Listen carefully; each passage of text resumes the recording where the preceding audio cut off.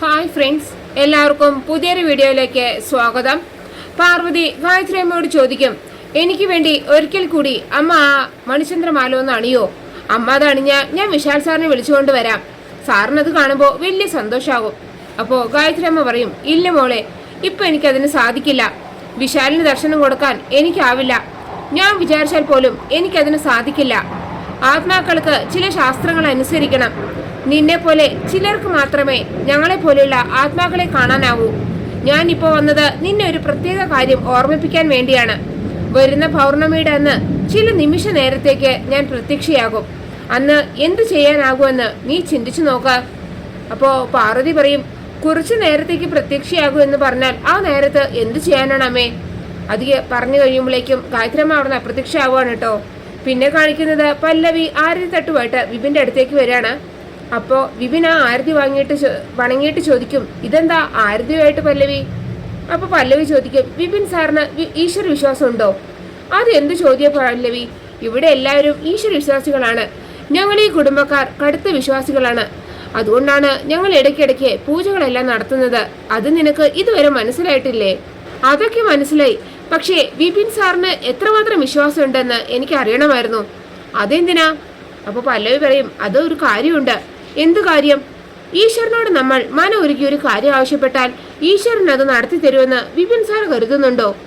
അപ്പോൾ വിപിൻ പറയും, ഉണ്ട്. നമ്മൾ ആത്മാർത്ഥമായി പ്രാർത്ഥിച്ചാൽ അതിനുള്ള റിസൾട്ട് കിട്ടും. പ്രാർത്ഥിച്ചതിന് കൃത്യമായ മറുപടി കിട്ടിയ അനുഭവങ്ങൾ എനിക്ക് ഒരുപാടുണ്ടായിട്ടുണ്ട്.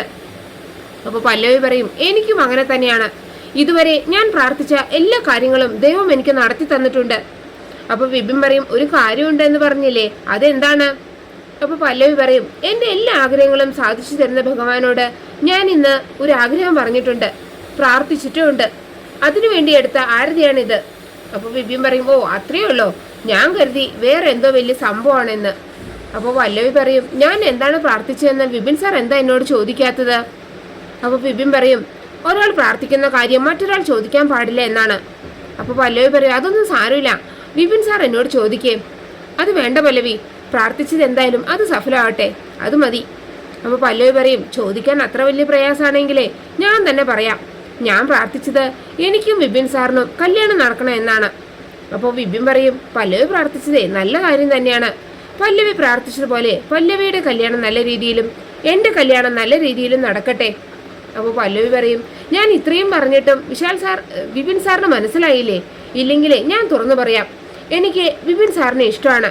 എന്നിട്ട് തല താഴ്ത്തിയിട്ട് പറയും, വരുന്ന പൗർണമിയുടെ അന്ന് ഞാൻ ചന്ദ്രപൂജ ചെയ്ത് നമ്മുടെ കല്യാണം നടക്കണമെന്ന് പ്രാർത്ഥിക്കാൻ പോവുകയാണ്. പല്ലവി ഇത് പറഞ്ഞു തരും മുമ്പ് വിപിൻ അവിടെ പോവുകയാണ് കേട്ടോ. അപ്പോൾ പല്ലവി മനസ്സിൽ പറയും, ഇതാണ് കുഴപ്പം. ഞാൻ എന്ത് പ്രധാനപ്പെട്ട കാര്യം പറയാൻ തുടങ്ങുമ്പോഴേക്കും വിപിൻ സാർ അങ്ങ് മുങ്ങിക്കളയും. അതേസമയം ജാസ്മിൻ ഗായത്രിയുടെ ഫോട്ടോയ്ക്ക് മുമ്പിലേക്ക് വരികയാണ് കേട്ടോ. എന്നിട്ട് പറയും, ഹലോ ആൻറ്റി, നിങ്ങൾ മരിച്ചു പോയതുകൊണ്ട് ഞാൻ ചെയ്യുന്ന കാര്യങ്ങൾ നിങ്ങൾ കണ്ടാലും കുഴപ്പമൊന്നുമില്ല. നിങ്ങളത് ആരോട് പറയാനാണ്? നിങ്ങൾക്കത് ആരോടും പറയാൻ കഴിയില്ലല്ലോ. ഞാനിവിടെ ചില ഓപ്പറേഷൻസ് നടത്താൻ പോവുകയാണ്, ചില രഹസ്യ നീക്കങ്ങൾ. അതിനു വേണ്ടിയാണ് ഈ മൊബൈൽ. ഇതിൻ്റെ ക്യാമറ വിശാലിൻ്റെ മുറിയിൽ ഞാൻ ഓൺ ചെയ്ത് വെക്കും. അതിന് ഒരു കാരണമുണ്ട്. ഒന്നും കാണാതെ ഈ ജാസ്മിൻ ഒന്നും ചെയ്യില്ല. ജാസ്മിൻ്റെ കളികൾ കാണാൻ പോകുന്നതേ ഉള്ളൂ. എന്തൊക്കെ കളി കളിച്ചിട്ടാണെങ്കിലും വിശാലിനെ കൊണ്ട് ഞാൻ എൻ്റെ കഴുത്തിൽ താലി കെട്ടിക്കും. ആൻറ്റിയുടെ എല്ലാവിധ അനുഗ്രഹങ്ങളും എനിക്കുണ്ടാകണം എന്ന് പറഞ്ഞാൽ ജാസ്മിൻ ആ മൊബൈലും കൊണ്ട് വിശാലിൻ്റെ മുറിയിലേക്ക് പോവുകയാണ് കേട്ടോ. എന്നിട്ട് അതിൻ്റെ ക്യാമറ ഓൺ ചെയ്ത് ഒരിടത്ത് വെക്കുകയാണ്. എന്നിട്ട് മനസ്സിൽ പറയും, ഇപ്പോൾ ഈ മുറിയിൽ നടക്കുന്നതെല്ലാം ഈ ക്യാമറയിൽ റെക്കോർഡാവും. ജാസ്മിൻ്റെ ബുദ്ധി എന്താണെന്ന് ഇവിടെയുള്ളവർക്ക് അറിയില്ല. മോളെ പാർവതി, വിശാലിനോടുള്ള നിന്റെ വിശ്വാസം നശിച്ചാൽ നീ അവനെ ഇട്ടിട്ട് പോകുമല്ലോ. നിന്റെ വിശ്വാസം തകർക്കാനുള്ള ഒരു പദ്ധതിയാണ് ഞാൻ ഒരുക്കുന്നത്. ഇന്ന് പൗർണമി പൂജ കഴിഞ്ഞ് നീ അതിൻ്റെ പ്രസാദം വിശാലിന് കൊടുക്കും. അതിനു മുമ്പ് നീ കൊടുക്കാൻ പോകുന്ന ആ പ്രസാദത്തിൽ ഞാൻ ഉറുക്ക ഗുളിക കലർത്തും. ആ പ്രസാദം കഴിക്കുന്ന വിശാൽ ബോധം നശിച്ചുറങ്ങും. അന്നേരം ഞാൻ ഇവിടെ വരും. പിന്നെയാണ് സീൻ. ആ സീൻ ഞാൻ ക്രിയേറ്റ് ചെയ്യുന്നതാണ്. പക്ഷേ ആ സീൻ കണ്ടാൽ നീ എന്നല്ല ഏത് പെണ്ണും വിശാലിനെ വെറുക്കും. സ്വന്തം ഭർത്താവ് വേറൊരു പെണ്ണിനൊപ്പം കിടപ്പറ പങ്കിടുന്നത് നിനക്ക് സഹിക്കാനാകുമോ പാർവതി? ഇതിൻ്റെ കഥയും തിരക്കഥയും സംവിധാനവും ഞാനാണെങ്കിലും നാളെ ഞാൻ എല്ലാവരുടെ അടുത്തും പറയാൻ പോകുന്നത് വിശാൽ എൻ്റെ ചരിത്രം നശിപ്പിച്ചു എന്നായിരിക്കും. അങ്ങനെ ഞാൻ നാണം കെട്ടിട്ടായാലും ഞാൻ വിശാലിനെ നേടിയിരിക്കും. അതേസമയം ഗാർഗി പൗർണമി പൂജയ്ക്ക് വേണ്ട ഒരുക്കങ്ങളെല്ലാം ചെയ്യുകയാണ് കേട്ടോ. അപ്പോഴാണ് പാർവതി പ്രസാദുമായിട്ട് അങ്ങോട്ട് വരുന്നത്. എന്നിട്ട് ഗാർഗിയോട് ചോദിക്കും, ഒരുക്കങ്ങളെല്ലാം കഴിഞ്ഞില്ലേ? ഇനി നമുക്ക് ചന്ദ്രഭഗവാന് വേണ്ട നിവേദ്യം സമർപ്പിക്കാം. എന്നിട്ട് നിവേദ്യം വെച്ച് അവർ രണ്ടുപേരും കൂടെ പ്രാർത്ഥിക്കുകയാണ് കേട്ടോ. അതിനുശേഷം ഗാർഗി ചോദിക്കും, നമ്മൾ ഈ പൗർണമി പൂജ നടത്തുന്നതിന്റെ ഉദ്ദേശം എന്താണ് പാർവതി? പൗർണമി പൂജ നടത്തുന്നതിലൂടെ എന്ത് ഫലം നമുക്ക് ലഭിക്കുക? അപ്പൊ പാർവതി പറയും, ചന്ദ്രൻ ദേവിയാണ് പ്രതിനിധീകരിക്കുന്നത്. അതുകൊണ്ട് ദേവിയെ കടാക്ഷം കിട്ടാനാണ് നമ്മൾ ഈ പൂജ ചെയ്യുന്നത്. ഈ നിവേദ്യം ഇവിടെ വെച്ച് കഴിഞ്ഞ് നമ്മൾ കുറച്ചു സമയം മാറി നിൽക്കണം. എങ്കിൽ മാത്രമേ ഭഗവാൻ ഇവിടെ വന്ന് ഈ നിവേദ്യം സ്വീകരിക്കൂ. അതാണ് വിശ്വാസം. അതുകൊണ്ട് നമുക്ക് കുറച്ചു സമയം ഇവിടെ നിന്ന് മാറി നിൽക്കാം എന്ന് പറഞ്ഞ് പാർവതിയും ഗാർഗിയും കൂടെ അവിടെ നിന്ന് പോവുകയാണ് കേട്ടോ. അവർ പോയ സമയം നോക്കി ജാസ്മിൻ ആ ഉറക്കഗുളിയായിട്ട് അവിടേക്ക് വരികയാണ്. എന്നിട്ട് പറയും, ഇത് കഴിച്ച് പാർവതിയുടെ മുറിയിലും വിശാൽ അവന്റെ മുറിയിലും ഉറങ്ങണം. അന്നേരം ഞാൻ എന്റെ പ്ലാൻ നടപ്പിലാക്കും. എന്നിട്ട് ആ ഉറക്കഗുളിയെ പ്രസാദത്തിൽ കലക്കുകയാണ് കേട്ടോ. എന്നിട്ട് പറയും, ഇന്ന് രാത്രി കഴിഞ്ഞാൽ വിശാലിനെ ഞാൻ എന്റേതാക്കി മാറ്റും പാർവതി. അതേസമയം ശേഖർ മേനോൻ പ്രഭാവതിയെ ഫോൺ വിളിക്കുകയാണ്. പക്ഷേ ഫോൺ അറ്റൻഡ് ചെയ്യുമ്പോഴേക്കും അത് കട്ടാവാണ് കേട്ടോ. അപ്പോൾ പ്രഭാവതി പ്രതാപിനോട് പറയും, നീ അടുത്തില്ലാത്തത് കൊണ്ടാണ് പ്രതാപ ഞാൻ കോൾ അറ്റൻഡ് ചെയ്യാതിരുന്നത്. നീ കൂടെ അടുത്തുണ്ടായാലല്ലേ അയാളുടെ കോൾ നമുക്ക് ട്രേസ് ഔട്ട് ചെയ്യാൻ പറ്റൂ. ഞാൻ അയാളുമായി സംസാരിക്കുന്ന സമയത്ത് നീ നിന്റെ ഫ്രണ്ടിനെ വിളിച്ചു പറഞ്ഞാലല്ലേ ശേഖർ മേനോൻ സംസാരിക്കുന്ന ലൊക്കേഷൻ നിന്റെ ഫ്രണ്ടിന് കണ്ടുപിടിക്കാൻ പറ്റൂ. അപ്പൊ പ്രതാപം പറയും, അത് ശരിയാണ് ചേച്ചി, അയാളോട് സംസാരിക്കുമ്പോഴേ അവൻ അത് ട്രേസ് ചെയ്യാൻ പറ്റൂ. അപ്പൊ പ്രഭാവതി പറയും, എന്തായാലും നീ ഇവിടെ നിൽക്ക്, ഞാൻ കോൾ അറ്റൻഡ് ചെയ്യാത്ത സ്ഥിതിക്ക് അയാൾ വീണ്ടും വിളിക്കാൻ സാധ്യതയുണ്ട് എന്ന് പറഞ്ഞ് നിൽക്കുമ്പോഴേക്കും ശേഖർ മേനോൻ വീണ്ടും ഫോൺ വിളിക്കാൻ കേട്ടോ. അപ്പോൾ പ്രതാപം പറയും, ചേച്ചി ഫോൺ എടുത്ത് സംസാരിക്കേ, ഞാൻ പറയാതെ കോൾ കട്ട് ചെയ്യരുത് എന്ന് പറഞ്ഞിട്ട് പ്രതാപം പുറത്തേക്ക് പോവുകയാണ് കേട്ടോ. അപ്പോൾ പ്രഭാവതി ഫോൺ അറ്റൻഡ് ചെയ്യാണ്. ശേഖരൻ പ്രഭാവതിയോട് ചോദിക്കും, എന്നെ കൊല്ലാനുള്ള നിന്റെ പദ്ധതികളൊക്കെ എവിടം വരെ എത്തി പ്രഭാവതി? അപ്പോൾ പ്രഭാവതി പറയും, നിങ്ങൾ എന്തൊക്കെയായി പറയുന്നത്? എനിക്കൊന്നും മനസ്സിലാവുന്നില്ല. ആരെ കൊല്ലുന്ന കാര്യമാണ് നിങ്ങൾ ഈ പറയുന്നത്?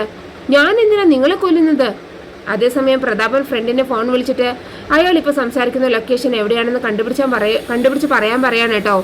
അപ്പൊ ശേഖരൻ പ്രഭാവതിയോട് പറയും, നിന്റെ അടവൊന്നും എന്നോട് വേണ്ട. നിന്റെ അഭ്യാസത്തിനൊക്കെ അവസാനമായി പ്രഭാവതി. നീ എത്ര നാളാ വീട്ടിനകത്ത് കഴിയും? നീ അതിനകത്ത് അടയിരിക്കുന്നത് കൊണ്ടാണ് നിന്നെ കൊല്ലാൻ ഞാൻ വൈകുന്നത്. അവിടെ കയറി വന്ന് നിന്നെ കൊല്ലാൻ എനിക്ക് ഇത്തിരി പ്രയാസമുണ്ട്.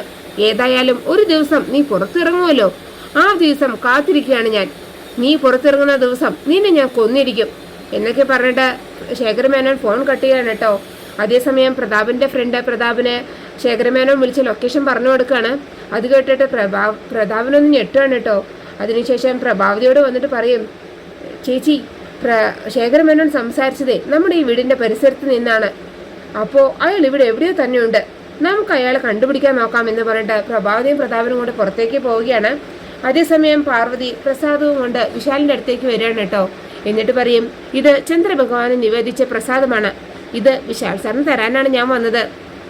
അപ്പൊ വിശാൽ പറയും, അമ്മയും ഇങ്ങനെ തന്നെയായിരുന്നു, എല്ലാ പൗർണമിക്കും ചന്ദ്രഭഗവാന് നിവേദ്യം സമർപ്പിക്കും.